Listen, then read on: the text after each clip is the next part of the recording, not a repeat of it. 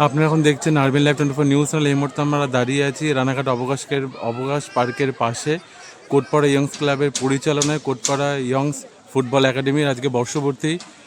তো আসুন, আজকে যে বর্ষপূর্তি অনুষ্ঠান চলছে, আজকে খেলা হচ্ছে মাঠে, দেখতেই পাচ্ছেন এই মুহূর্তে। তো সেই বিষয়ে আজকে বিশিষ্টজনদের কাছ থেকে আজকে কিছু জেনে নেওয়া যাক। বলুন। এটা পৌরসভার চেয়ারম্যানের উদ্যোগে এই কোচিং ক্যাম্পটা তৈরি করেছে।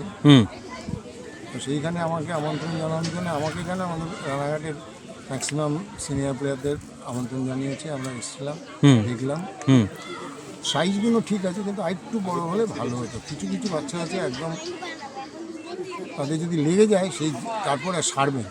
আচ্ছা, এটা ফুটবল খেলা, এটা তো কেউ তো আর দেখে মারবে না, না দেখে মেরে দিতে পারবে না। সেই জন্যই আরেকটু বড় হলে ভালো হতো, কিন্তু এখন থেকে ঠিক আছে।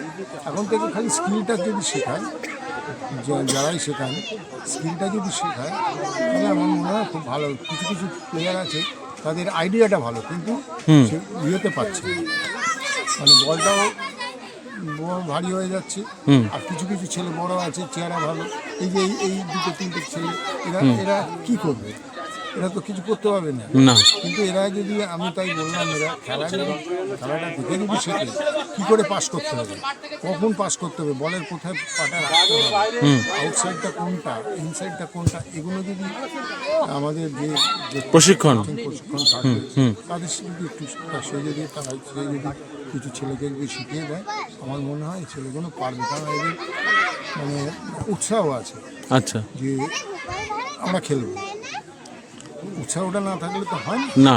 আর এখানে যে প্রশিক্ষণের যে ব্যাপারটা আছে, তো সেটা কি মনে হচ্ছে ঠিকই আছে? মানে প্রশিক্ষণ ঠিকঠাক ঠিকই আছে, কিন্তু প্রতিদিন এদের আসতে হবে এবং প্রত্যেকটা যে শেখাবেন সে ধরে ধরে শেখাতে হবে। এরা তো একদম বাচ্চা, একদমই। এরা জানে যে ফুটবল খেলতে হয় বলের পেছনে লাগবে, কিন্তু বলের পেছনে বলের কোথায় মারলে কোথায় যাবে সেটা যদি না জানে তাহলে কিন্তু কোনো উপকারে আসবে না।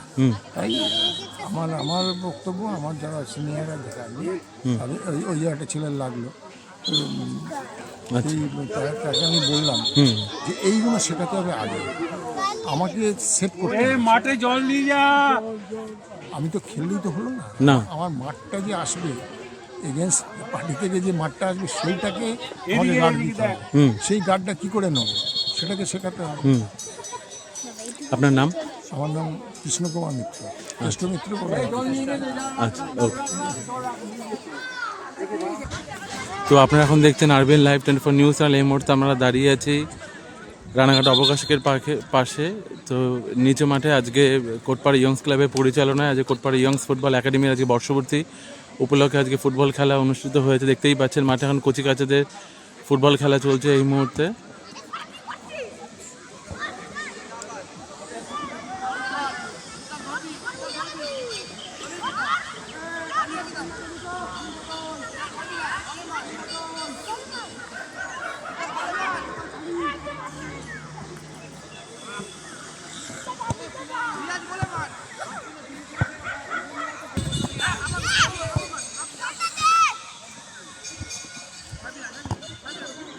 বলুন। আজকে আমরা যে কোটপাড়া ইয়ংস ক্লাবের থেকে Kotpara Young's academy football academy শুরু করেছিলাম আজ থেকে 1 বছর আগে, ঠিক আজকের দিনে আমরা উদ্বোধন করেছিলাম এই নিচের মাঠে। আজকে তার বর্ষপূর্তি অনুষ্ঠান। আচ্ছা, আজকে আমাদের মধ্যে উপস্থিত ছিলেন আমাদের পৌরসভার পৌরপিতা কুশলদেব বন্দ্যোপাধ্যায় মহাশয়, উপস্থিত ছিলেন আমাদের রানাঘাটের দিকপাল 2জন ফুটবলার, কেষ্টমিত্রী মহাশয় এবং কমল চট্টোপাধ্যায় মহাশয়, এবং আরও ফুটবল প্রেমী মানুষ এখানে উপস্থিত ছিলেন, এখনও আছেন ওনারা। আমরা আজকে আমাদের ক্লাবের সক্রিয় সদস্য নিমাই কুণ্ডু এবং নিমাই বোসের স্মৃতির উদ্দেশ্যে আজকে আমরা এই টুর্নামেন্ট করছি। বিভিন্ন একাডেমিকে নিয়ে আজকে 6খানা একাডেমি, পাতকুল্লা, চাকদা, পায়াডাঙ্গা এবং আরও রানাঘাটের 3টা একাডেমি নিয়ে আমরা একটা ফুটবল টুর্নামেন্ট শুরু করেছি। আচ্ছা, আজকে নিমাই কুণ্ডু এবং নিমাই বোসের স্মৃতির উদ্দেশ্যে এই খেলাটা হচ্ছে ক্লাবের পক্ষ থেকে, এবং ক্লাবের সকল সদস্যরা এখানে উপস্থিত আছে। এই মাঠটা একটা ডোবায় পরিণত হয়ে যাচ্ছিল, কিন্তু আমাদের পৌরসভার পৌরপিতা কুশলদেব বন্দ্যোপাধ্যায়ের কাছে গিয়ে আমরা তখন আবদার করি যে মাঠটাকে খেলার মাঠের উপযুক্ত করে তোলার জন্য। সে সক্রিয় সহযোগিতা করে আমাদের সাথে, আমাদেরকে সবসময় সহযোগিতা করে মাঠটাকে খেলার মাঠের উপযুক্ত করে আজকে এই মাঠে আমরা টুর্নামেন্ট করব। আপনার নামটা? আমার নাম অমিত পাল, সম্পাদক কোটপাড়া ইয়ংস ক্লাব। আচ্ছা, ওকে। তো আপনারা এখন দেখছেন আরবিন লাইভ 24 নিউজ চ্যানেল। এই মুহূর্তে আমরা ছিলাম কোটপাড়ায় ইয়ংস ক্লাবের নিচের মাঠে। আজকে যে ফুটবল টুর্নামেন্ট চলছে আজকে বর্ষপূর্তি উপলক্ষে,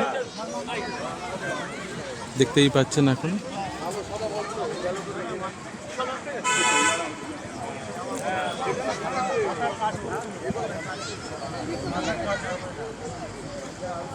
খেল তো আজকে তো দিয়ে খেল বল পাবো বলতে হবে না।